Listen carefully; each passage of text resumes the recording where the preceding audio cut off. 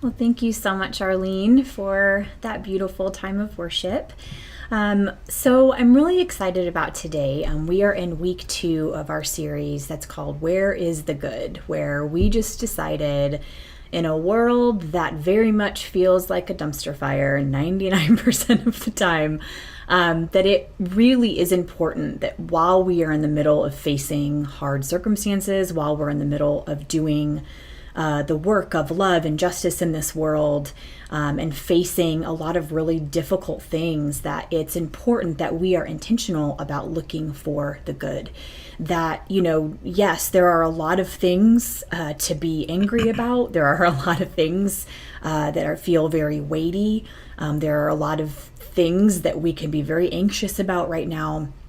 But I think at the end of the day, if we don't have outlets where we can actually channel that into doing good for our communities, it's going to eat us alive. And so we have to, in these days, be so intentional about looking for the good and celebrating that good, and then partnering with others to be able to do good work, to be able to spread love and hope and justice in our communities. And so last week we had an interview with my friend Calla Parker with World Relief, where we talked about the work that they're doing with refugees, and in the ways in which Icon can partner with that.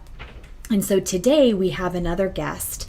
Her name is Jana Whittier, and she's from an organization called Community in Schools, and we're going to bring her on in just a minute, and she has a presentation for all of you where she's going to introduce herself and talk about the work that she does in this amazing organization that we as a church actually have an opportunity to get involved right here in our very own community here in Hays County. So I'm really excited about sharing this opportunity with all of you today. And so what we're going to do is we're going to start off with playing a brief video, and then after that we will invite Jana to come on so she can give her presentation. Also, I want to encourage you that during the presentation, if you have any questions for her, go ahead and just put it in the chat, and when she wraps up everything that she has to say, we can go ahead and go back and address those questions and give her a chance to answer any of the questions that you may have. So let's go ahead and play the video, and then after that we'll bring Jana on.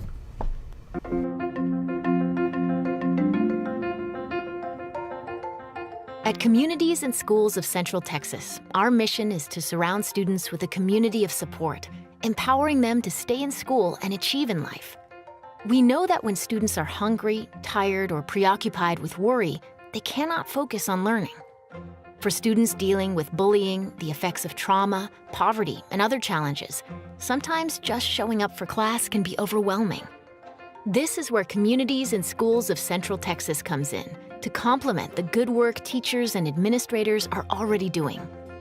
Communities in Schools is a partner of the school with an office on campus. CIS connects students to caring adults and local resources to remove barriers so that all students can reach their full potential. We start by placing highly trained and qualified professionals to work full-time directly in elementary, middle, and high school campuses. They meet with teachers, counselors, and parents to identify students with the greatest obstacles. Then they create a plan tailored to each student's specific needs. Supports include one-on-one and peer group time focusing on things like regulating emotions, anger management, self-esteem, goal setting, academics, and making positive choices. During times of crisis, Communities in Schools continues to provide critical supports to students and their families, even when the campus is closed. CIS is all in for kids in school and beyond. Communities in Schools provides basic needs essentials to students, including school supplies, bus passes, hygiene items, clothing, and snack packs. When students have their basic needs met, they are ready to learn. CIS expands horizons, offering after-school activities, service learning projects, university and college tours, meeting with mentors, tutors, and reading buddies, and hearing from guest speakers. The CIS model is evidence-based, adapted to meet each community's unique needs, and proven successful in improving academics, attendance, and behavior. CIS supports a positive climate and culture on campus. We help with conflict resolution, provide trauma training, and share strategies for supporting positive student behavior. A national survey found that the majority of teachers surveyed believe that having communities and schools on campus improves their effectiveness by helping students be more engaged, more committed to learning, and better prepared for class. Our commitment to success for all students brings communities together. Thank you for being part of that community of support. Learn more at ciscentraltexas.org. All right, well, we're going to go ahead and bring Jana on here.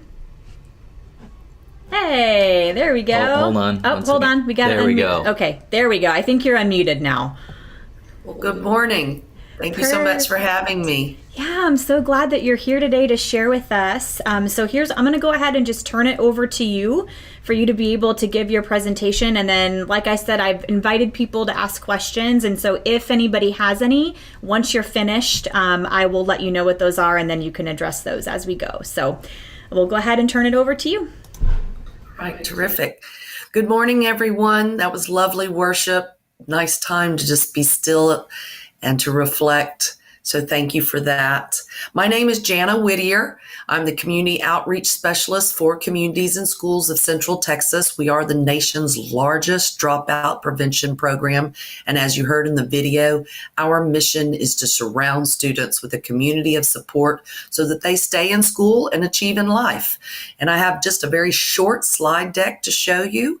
Tells a little bit more about the impact, and then it also breaks down a little bit about the roles that volunteers can do. And there are other opportunities as well in the event you are not able to commit to a once a week hour-long session. So with that said, let's get those slides going. So we are all about relationships. We bring the resources to the students as opposed to families having to go out into the communities. And as the video said, we have campus-based professionals at each campus. We have 100 campuses across 7 districts. And yes, Hays County is covered with San Marcos, Buda, Kyle, and also on the fringe, we have Lockhart and several other communities that go all the way to Elgin and Manor.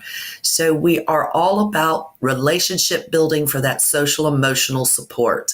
And then as the next slide shows, you will see the impact that our mission has. We do indeed see our dropout rates decrease. We see improvement in attendance, behavior, and academics.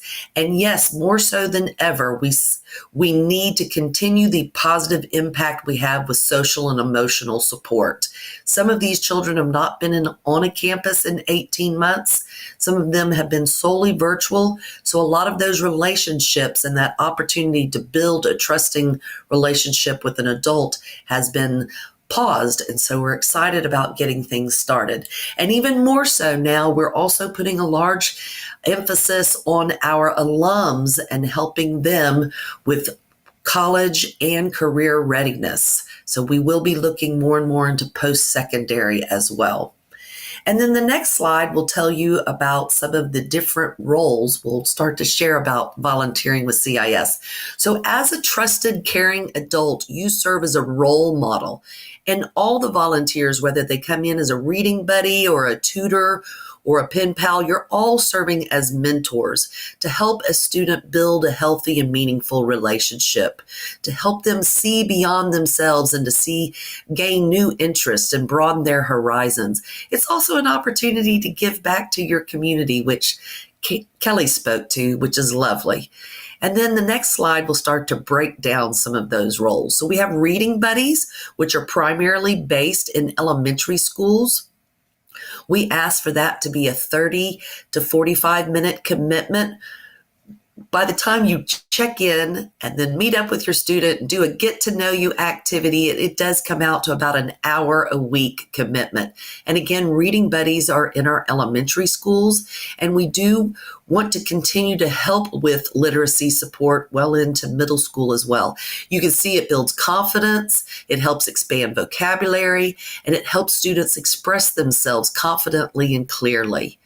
And then next we have an example of, I believe, Tutors. No, pardon me, mentors. So as I said, everyone really is serving as a role model. So you're all under the umbrella of a mentor, whether you're a reading buddy or a tutor. Mentors are for all ages, and more so than ever, we need mentors. We need mentors in the middle school and tutors in the middle school, but we also need mentors with our high schoolers and our elementary students. It gives an opportunity for a student to be heard, to be encouraged, to build those meaningful relationships. And again, we ask for the mentor role to be a year-long commitment, whereas the reading buddy or tutor can be a semester commitment. But we do ask that mentors be a year-long commitment, serving 45 minutes to an hour each week. And then next is details about tutors. So we need all subjects covered, but of course, math and science is a big need. It provides, again, that caring adult role model, support and encouragement. And really, you may not, it's been a long time since you've maybe been in middle school math class or middle school science class. So we don't expect you to be an expert, but we do need homework helpers with our kiddos. And again, tutors for all ages, elementary and then middle school math. And we want to keep that reading development going well into middle school. And then the next talks a little bit about pen pals. We're not seeing a big request from our program staff right now about pen pals. However, if that's what is more comfortable, we can certainly look into that. It's a every other week letter exchange. You email those letters, or you can mail it hard copy to the campus where your student is. And then the student replies in those intermittent weeks. We do know that pen pals do help improve vocabulary, and it also, again, helps expand the horizons of a student because they're getting to learn more about an adult, perhaps your travels or your journey to college, your journey to the career of your choice. And so we try to have a myriad of options for our volunteers. And the next slide, I believe, will talk about the onboarding process, how to get started. We know that in some instances, a 1-hour commitment a week may not be feasible. So there are other ways to get involved, one-time volunteer events or doing in-kind drives, such as comfort kits or arts and craft kits. You may even have just a hygiene drive where you pull shampoo and conditioner for all hair types, and deodorant and toothpaste and toothbrushes. And so there's a lot of different ways to wrap ourselves around our students and their families to offer support. So the onboarding process includes an application. There's a short orientation module, lasts about 17 minutes. You get to hear from our CEO, myself, and AmeriCorps Vista, Dulce Montoya. And then there's a 20 to 30 minute screening scheduled. That's just to kind of feel things out a bit more and to learn your interests so we can be better supported in the matching process. There's a 1-hour training. So if you all come in as a group and want to support one campus, I can do that training with all of you. We also record all of our trainings so we can make those available in that manner. We also request a criminal background check. We've worked through some of the processes, and we now know that if you're supporting Hayes or San Marcos, you do the volunteer application and criminal background check through them. It's a short application with them, but you do the criminal background check through their district and then still complete the onboarding requirements with us. And then we identify that campus match, and then it moves forward with an introductory meeting with that program staff member, an introduction to the kiddo, and then you get started. If we find ourselves in a virtual atmosphere, we do have supports for that. We have an ebook platform to do reading buddies virtually, and we also have resource sheets about online games to support literacy, math, and science concepts. So that tells you a little bit about CIS as far as the volunteer roles and also the onboarding process. Here's a way you can connect with us: volunteer at CIScentraltexas.org, or you can go online to CIScentraltexas.org centraltexas.org and check out our website and click on the volunteer page to learn more. We will be enhancing that volunteer page in the weeks to come, so definitely check us out. If you're interested in becoming a mentor, we'd like to get those individuals placed in the month of October. Thank you so much for your time and inviting me to participate in your service today. I appreciate it. And it's always good to see a different approach. And I appreciate Kelly and the communications with me to get to this day.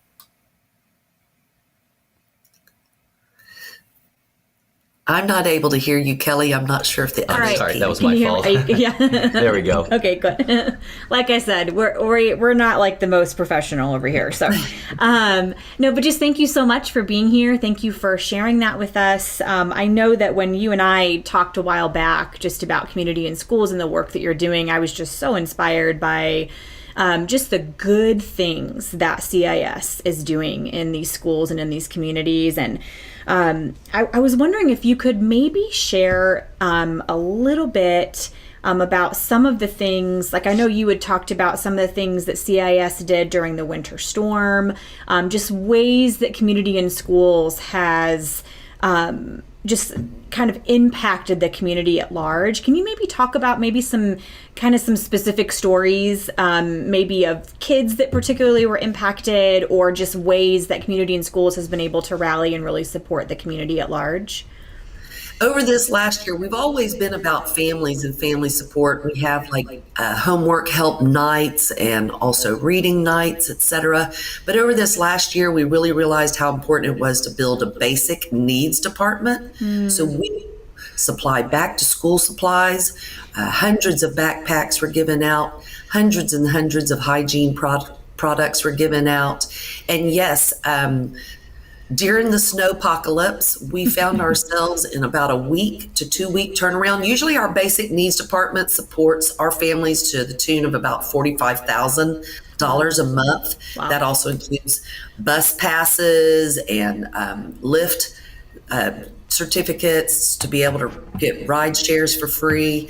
Also includes rent assistance. But during snowpocalypse, in a 2 week turnaround, we raised $289,000 to help families with their rent, with moving to new places, to help them with their utility bills. We still do ongoing utility bills assistance. We work with the Austin area diaper bank to supply diapers, sometimes to the tune of 6,000 diapers a month for all those in the family that need it. You know, a really special example that has just really hit my heart is Ray Saldana is our national president. Well, Ray was a graduate in San Antonio. He became a first generation college student and college graduate. He came back to San Antonio and his friend said, "Hey, Ray, you should run for city council." And he became the youngest city council member of San Antonio and is now the youngest president ever known to CIS National. And he himself was a CIS kid. So he himself was a CIS kid in San Antonio and has made it all the way. What an example. Yeah, everything you're saying right now about even just the support that is extended to the families, like $280,000 in 2 weeks that's unbelievable. In HEB gift cards and Visa gift cards, and it just grew and grew. The piles and piles of gift cards. We had leaders running to 100 miles away because HEB only gives out so many gift cards at once. Wow. So they were having to go to HEBs everywhere all over to be able to buy enough Visa cards. And we were just giving stacks and stacks of Visa cards to families just to buy groceries. Some of our own members, like one program director was delivering 114 meals. Wow. Myself, I went out to Elgin and I helped deliver meals from Hungry Souls. They provided the meals and we drove out. You know, some of our families are really, really out in rural areas. So to be able to get resources. So everything from water to diapers, you name it. It's so amazing. And I love how you were saying when you were showing the slides, how when kids have their, like, those important needs met, that it really does. I mean, if a kid is hungry, if a kid, all of those things, it makes it so difficult for them to be able to learn, and to be able to be fully present in a school environment. And so, yeah, just the work that CIS is doing is just incredible. I mean, and I think it's so amazing. There are a couple of questions in the chat that I'll go ahead and read to you, and then you can speak to those. The first one is, of the various opportunities to volunteer that you shared, what do you think is currently the biggest need? Right now, reading buddies in our elementary schools that's always a high need for us, and especially out in the areas, the Buda and Kyle, as you can imagine, Austin, pools, but our rural communities need that reading support. Mm-hmm. And then recently, when I saw the STAR tests, they said that math and literacy support in our middle schools is also going to be very paramount. I could see that, especially right now in the middle of a pandemic where, I know so many kids being virtual. I mean, I know firsthand as a parent that for some kids, right, that really can put them in a place where they're really struggling academically, So yeah, I think that it's really important right now for people to get involved. 17 and 18-year-olds are, they start to be more and more independent and not so apt to want to give away their lunch hour. But we have like the XY Zone, which is a community of support around our high school males. Mm. And so, and then a lot of times people think about those elementary kiddos, but it's that 11 to 14-year-old, and statistically they say if a third grader is not at reading level, the potential of them dropping out of school is very, very high. I remember over a decade ago, I heard that if a third grader male of color is not at reading level, that there is a higher potential of them being incarcerated. And that's how Texas decides how many prisons to build, is based upon the reading scores of third graders. That's way too young. Yeah. We have a God that never changes. We have a God that was the same yesterday, today, and tomorrow. So we're not going to give up on our third graders. Yep. We're going to keep doing reading development well into middle school. We're going to keep advocating for these kids well into high school. We're going to get these kids to graduate and on to certifications, college, whatever their path opens up before them. We're going to help them get through those doors. Yeah, and even just as you're talking, even I'm just like, just what a testament of. And I know that CIS is not like a Christian organization, so I'm not saying that, but I do know that you are a person of faith. And I think when I think about this organization, I'm like, that's like the gospel. That's good news. That is, stepping in and helping kids get to a place where they are going to be able to thrive in their life, and have this abundant life that, that we always talk about as Christians, as part of our faith. And so I just think this is just such a awesome extension of the gospel, of just meeting needs and coming alongside people and sharing, our time and our resources, for people that need it. And so another question in the chat is kind of a twofold. First, how did Community in Schools start? How did it originate? And then how has your personal faith impacted why you do what you do with Community in Schools? Those are great questions. All questions are good. So I'm not going to quote the exact year, so pardon me for that. As I joined CIS March 30th, 2020. So all of my learning environment has been in a virtual world. So it's interesting what you pick up and what you don't get. Sure. So yeah, Bill Milliken was himself, in I believe 1972, was walking the streets of New York, had quit high school, and an adult mentor stepped into his life and said, "Oh, we need to help you get your GED." And so Bill Milliken started Communities in Schools in the state of New York, and it has now grown to the nation's largest dropout prevention program. Wow. And he was also, I think that I've not read the book, but he's also the author, I believe, of that tough love movement. So how to hold a child accountable to keep them in school. So it's kind of interesting. And I don't want to be misquoted on that, but yes, Bill Milliken. And I have the book within arm's reach that he has.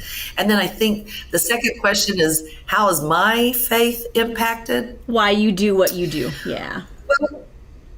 Well, I can say that, you know, I've had some paradigm shifts indeed, coming into a virtual world, a lot of screen time. But the one thing I've been able to bring to the table, if you will, is a sense of optimism and a sense of hope. I recently heard hope is a discipline. So I bring faith, I bring hope, I bring love. I'm real personable. I'm kind of outspoken, so everyone pretty much knows where I go to church. They're all fully aware that I'm a believer. And so some of us have, even in our leadership team, have talked about, you know, surrounding our new land with a circle of prayer. And so I even paused the other day with my AmeriCorps Vista after kind of a little stressful day before doing a training. I said, may I pray with you? And so it has... I've always been a servant leader. I've always been about multicultural and communities and diversity. So for me, it's grounded my faith in being a servant leader. It's also helped me know how much more work there is to be done and how important it is to let our light shine in a hurting world. And to give hope, to spread and share hope. You know, who would have ever known? Who would have ever known? God knew when he brought this pandemic. He knew when this was allowed to happen. So, but who would have ever known that we'd be in these different spaces, and we have an opportunity to make an impact and to cultivate that unconditional love and to demonstrate our faith in wonderful ways. Yeah, no, that's so good. That's so good. You know, it's like our faith is never meant to be kept something that's just for us. Like, you know, the essence of who Jesus was about taking care of others, and it was about this communal thing where it's like, you know, for us, we're not an island unto ourselves with our faith. It's like it's meant to be something that's expressed through action and the way that we love those around us. And I just think that work that you're doing does just that, and the work that Community in Schools is doing, you know, whether someone is a person of faith or not involved in it, it's like the work that is being done is good and needed and necessary work. It is the work of love. It is the work of justice. And I think that it's so important. And I'm so glad that you were able to be here today and share with us. And, you know, we'll continue to reach out to our congregation, you know, to kind of figure out the best way for us to be able to partner and to come alongside and serve. But I'm really hopeful that people that are listening today will be drawn to being willing to give of their time or what, you know, in any way that they can to be able to help partner alongside Community in Schools and serve our community. So, well, thank you so much, Kelly, and thank you to all of you with Icon Church. God bless you all. Thank you, and Jana. Have a marvelous week. Have a great week. We'll see you later. Thank you. Oh, well, that was so incredible. You know, I met Jana probably, I don't know, maybe a month to 6 weeks ago, and we had a Zoom call, and she was just sharing with me everything that this organization is doing. When she told me that within 2 weeks they raised like $280,000 to like help people during the winter storm, I was like, in 2 weeks? I mean, it's incredible. And, you know, I think this is such a great way for us to be able to partner and to serve those in our community. So, you know, again, if that's something that you're interested in, if you would like to volunteer, if you'd like to be a reading buddy or a mentor or even a pen pal, like she said, it's not, they don't have a lot of that, but like if that is something that you could do within your time constraints and like what you have available as far as, you know, volunteering, I just think any way that we can partner with them to continue doing this good work in our community is really important. So yeah, you can, you know, she gave the email address and the website link, and I think Amanda put the website link in the chat, so you can just go to the website if you want to volunteer. There's also an opportunity for us as a church, like if we want to focus on just one school and have all of Icon's volunteers focus on that one school, we can do that. But I also think we are kind of spread out, and so it might be beneficial for people, even those of you who are watching from Austin. The Community in Schools is all over. It's not just Hays County. It's like a national organization, but they are involved, as Jana was saying, all over in our area. So yeah. Her name is, Jenny said, can you share her full name? Her name is Jana Whittier. So, and I'm trying to see if there's any other questions. I don't think so. I think we addressed everything. So, all right. Well, as we wrap up here, we just have a couple of things to do. We do have another video to show you here in just 1 second. We're hoping that it works. Okay. So before we leave for today, just a couple of reminders. So we have our next in-person gathering next week at Buck's Backyard. And here's what we're going to do for that. Since we've been talking about where is the good and talking about the good that is happening around us, we're going to take some time at our in-person to all of us gather together and give all of you an opportunity to share the good things that are happening in your life, the good things that you are experiencing, the good things that you are a part of. We just want to take some time to do that as a faith community. So come ready to our in-person to share some of those things. We just want to celebrate with one another. We want to just spend some time soaking in the good that God is doing within us and within our own individual worlds that we are all a part of. So that's what we're going to be doing next week at our next in-person. And then lastly, I asked Pastor Amanda, if she would give us a really quick video. There's some cool new things happening with eKids. And so we just wanted to take a minute to highlight that for you, just to make all of the parents aware of some connection opportunities that we have coming up for eKids. So we'll go ahead and play this video from Pastor Amanda. We're going to attempt to play the video from Pastor Amanda. There we go. Let's give this a shot. Hey friends, Pastor Amanda here with an exciting update for our eKids families.